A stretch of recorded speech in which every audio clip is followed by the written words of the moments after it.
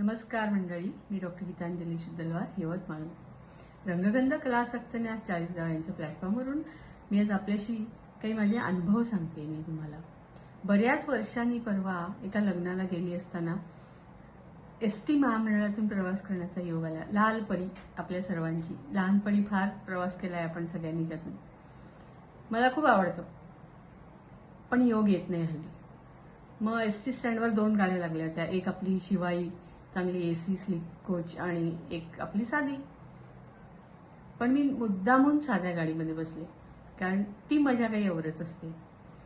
असंख्य नमुने, असंख्य व्यक्ती तिथं आपल्याला पाहायला मिळतात. मग खचाखच गाडी भरली, कंडक्टरने शिट्टी मारली आणि प्रवास सुरू झाला. एक 5-10 मिनिटं सगळेजण आपापल्या जागा पकडण्यात, पाणी पिण्यात वगैरे सगळे स्थिरतावर झाले आणि मग सुरू झाल्या गप्पा. कुठून आले, कोणत्या गावचे, अरे आमच्या ओळखीचं तिथं आहे, आमचा फलाना नातेवाईक तिथं आहे, अशी सगळी माहिती देवाणघेवाण एकमेकांना देत होते लोक. मी आपली ती मजा पाहत होते शांतपणे बसून. मग एका बाईचं मूल रडायला लागलं. छोटंसं बाळ होतं तिच्याजवळ, 3-4 वर्षाचं. लगेच तिच्या शेजारच्या काकूंनी पर्समधून बिस्किटचा पुडा, चॉकलेट वगैरे काढले आणि आनंदाने ते पिल्लू शांतपणे झोपलं खाऊन पिऊन. मग एक आजी आपले पाय दाबत होत्या. मग शेजारणीने विचारलं, का हो आजी, पाय दुखतात का? आजी म्हणाल्या, हो ग बाई, आता या वयात दुखायचं, हाडं कमजोर झाली आमची. लगेच त्या बाईने आपली बॅग उघडली. तिच्याजवळ असंख्य तेलाच्या बाटल्या होत्या. तिचा बिझनेस होता तो तेल विकायचा. तिने लगेच सांगायला सुरुवात केली, हे तेल घेऊन पहा, हे तेल लावून पहा, 100% खात्रीचं आहे. आणि मग काय, आजूबाजूच्या, मागच्या, पुढच्या, शेजारच्या सगळ्या सीटवरच्या लोकांचं लक्ष त्या बॅगकडे गेलं. आणि मग तिच्या 2-4 बाटल्या विकल्या पण गेल्या तिथं. म्हणजे बिझनेस पण झाला प्रवासातच, बरं का. मग पाऊस पाण्याच्या गप्पा सुरू झाल्या.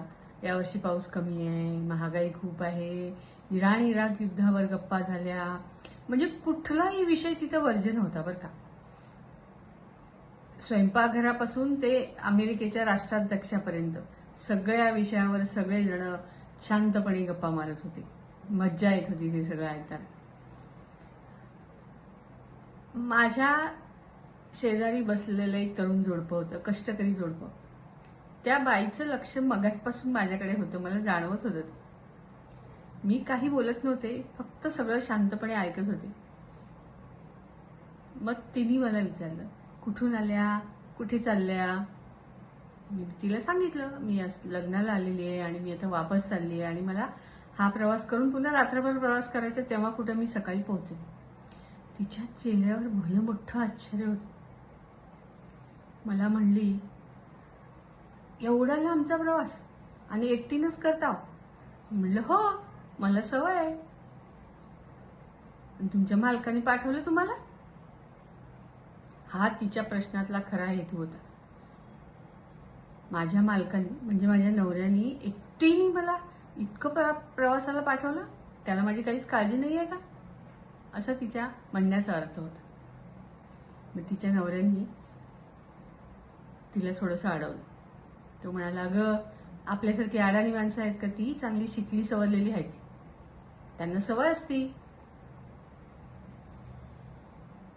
अहो तरी पण, ती परत म्हणली. मग तो तिला थोडासा रागून म्हणला, गप बस की, अगं शिकले सवरलेले माणसांना देशातच काय परदेशात बी फिरतात ती, चंद्रावर सुद्धा बाई जाऊन आली. तुझ्यासारखी अडाणी थोडी आहेत, तुला पाठवलं तर तू जाशील दुसऱ्याच गावात. आणि त्याच्या या वाक्यावर आजूबाजूचे सगळे प्रवासी हसले. तिचा चेहरा थोडा गोरामरा झाला. ती 2 मिनिटं शांत बसली. पण नंतर तिने एक परत प्रश्न स्वतःच्या नवऱ्याला विचारला, अडाणी असू द्या, अगर शिकलेली असू द्या, शेवटी बाईच आहे नव्हती. पण या प्रश्नाचं उत्तर मात्र ना तिच्या नवऱ्याकडे होतं, ना बाकी कुणाकडे होतं, ना माझ्याकडे होतं. मग तिचा नवरा उत्तर नसलं की माणूस चिडतो, मग तो तिचा नवरा तिच्यावर चिडला आणि रागवला, गप बस की कशाला उचापत्या करते वगैरे. ती शांत झाली, बाकीचे विषय सुरू झाले. पण माझ्या डोक्यात हा प्रश्न फिट्ट बसला, माझं मन अस्वस्थ झालं. आम्ही खूप शिकलो, खूप पुढे गेलो, पण काही बेसिक गोष्टी हरवून बसलोय का आम्ही? अर्थात माझ्या सुशिक्षित आणि उच्च पदावर काम करणाऱ्या भगिनींना माझा हा प्रश्न मूर्खपणाचा वाटेल, अश्मयुगातल्या गोष्टी बोलतेय ही असं वाटेल. पण आपण हे नाकारून चालणार नाही आपल्याला की माणसाच्या काही बेसिक गरजा आहेत, बेसिक नीड्स आहेत. कुटुंब संस्थाच आपण मुळात त्यासाठी बनवली आहे. इथं मला कुणाला वाईट किंवा कुणाला कोण चुकीचं हे म्हणण्याचा माझा मुळीच हेतू नाही. पण आज आपण अतिसुशिक्षित वर्ग काय करतोय? मग मी प्रवासभर विचार करत राहिले गोष्टीवर. काय करतो आपण सगळेजण? खूप शिकतो, खूप मोठ्या मोठ्या पदावर जातो, खूप पैसा कमावतो, खूप चांगली लाईफस्टाईल जगतो, पण प्रत्येक गोष्टीला नाण्याला दोन बाजू असतात, फायदे आणि तोटे. तसं आहे हे सगळं. पण सहजीवन, कुटुंब व्यवस्था याला कितपत अर्थ राहिलाय आज? घरातले सगळे कमवतात, नवरा, बायको, मुलं, आणि मग पर्यायाने होतं काय? नवरा एकीकडे असतो, बायको एकीकडे असते, खूप पैसा कमवतात दोघं, पण सहजीवन या शब्दाचा खरा अर्थ ते जगतात का? मुलं आज डे केअरमध्ये ठेवली जातात. ज्यांच्या उज्ज्वल भविष्यासाठी आपण खूप पैसा कमवतो, त्यांचं पूर्ण बालपण त्या डे केअरमध्ये जातं. आपल्या घरातली वृद्ध माणसं एकतर त्यांच्यासाठी केअरटेकर ठेवलेले असतात किंवा मग वृद्धाश्रमात असतात. मुलं करोडो रुपये कमवत असतात देशात परदेशात राहून, पण त्या काळामध्ये त्या वृद्ध मातापित्यांना पैशाची गरज नसते. गरज असते ती सहवासाची. ती त्यांना मिळते का? बरं, पैसा खरंच प्रामाणिकपणे गरजेपुरता विचार केला तर किती लागतो माणसाला?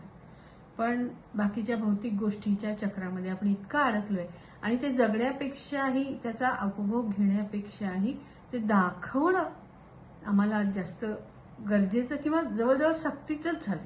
आमची लाईफस्टाईल किती कूल आहे आणि आम्ही किती छान जगतो आहोत हे दाखवणं मस्ट आहे आजच्या काळामध्ये. नाहीतर मग तुम्ही बाहेर फेकले जाता, तुम्ही आउटडेटेड समजले जाता.